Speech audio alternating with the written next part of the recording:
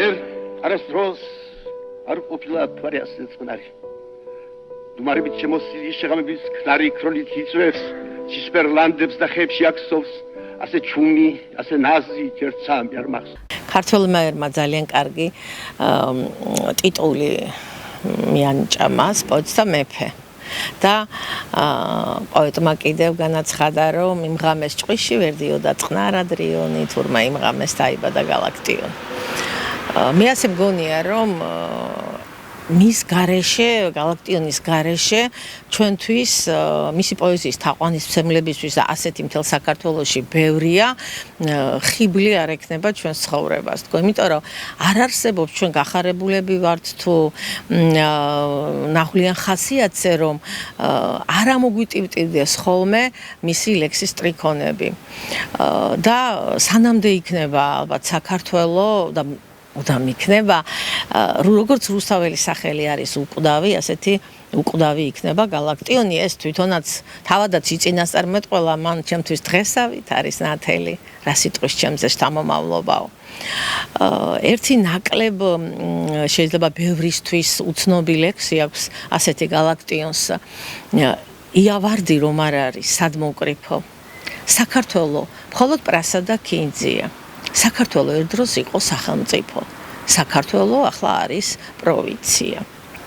მე მგონი ეს ლექსიც და კიდევ ძალიან ბევრი ლექსი ჩვენ ხშირად გზას გვასწავლის, რა უნდა გავაკეთოთ და აი ეს ლექსის ტრიქონებიც გვასწავლის ჩვენ, რომ ყველა ქართველი მიუხედავად ჩვენი განსხვავებული პოზიციების ერთ რაღაცაზე აუცილებლად უნდა შევჯერდეთ, რომ მუდამ ვესწრაფოდეთ, რომ საქართველო იყოს სახელმწიფო და არა პროვინცია და ამისთვის ალბათ თითოეულმა ქართველმა უნდა გავაკეთოთ ყველაფერი. ასე დაგვიბარა გალაქტიონი.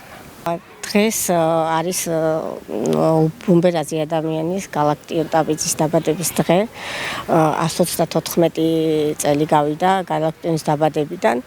ეს იყო მართლა მოვლენა, ძალიან დიდი მოვლენა ქართულ ლიტერატურაში, ზოგადად საქართველოში, იმიტომ რომ მსგავსი დონის პოეტი არა თუ საქართველოში, სოფლიოში იშვიათად იბადება, რა ვიცი, ჩემთვის ასეა გალაქტიონი, განსაკუთრებულია თავისი რთული, მაგრამ გამორჩეული შემოქმედებით.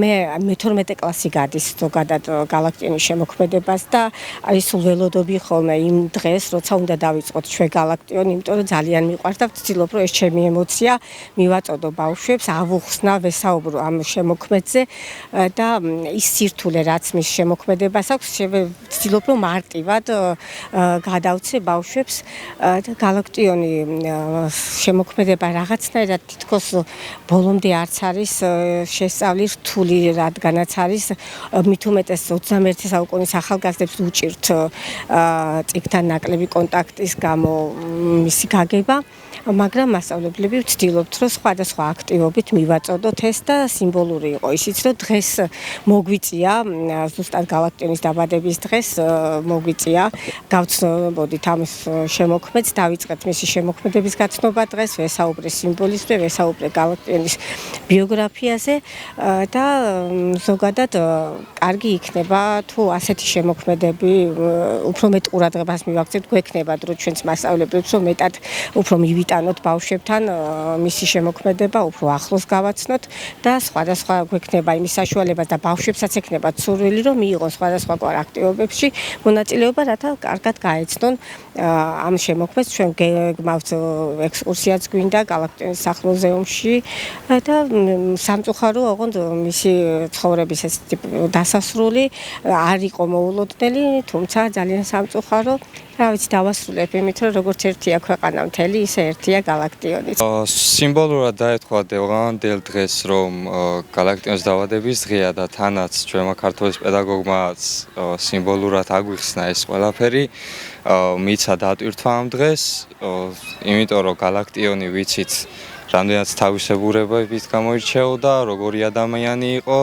ზოგადად ძალიან მნიშვნელოვანია ვიცოდეთ მისი ცხოვრების ეპიზოდები, რაც გვაძლევს საშუალებას გავიგოთ უფრო კარგად, ღრმად მისი მეტაფორები, რომელიც მის ლექსებს ამკობდა, ზოგადად სიმბოლიზმი ასეთი ერთგვარი ფენომენია, ეს მიმდინარეობა, რომელიც გამოირჩევა ზოგადად ასე. ეს რა ლექსიც განვიხილეთ მე და ღამე ძალიან დიდი შინაარსის შემცველი იყო, ზოგადად მნიშვნელოვანია გავარჩიოთ თითოეული სტროფი, თითოეული ტაიპი, იმაში ყოველგვარი აზრი დევს, შეგვიძლია ყველა სიტყვიდან რაღაცა გადატანითი მნიშვნელობა ვიგულისხმოთ. ეს არის სწორედ მასთვის დამახასიათებელი და ეს ხდის სწორედ გალაქტიონს უდიდეს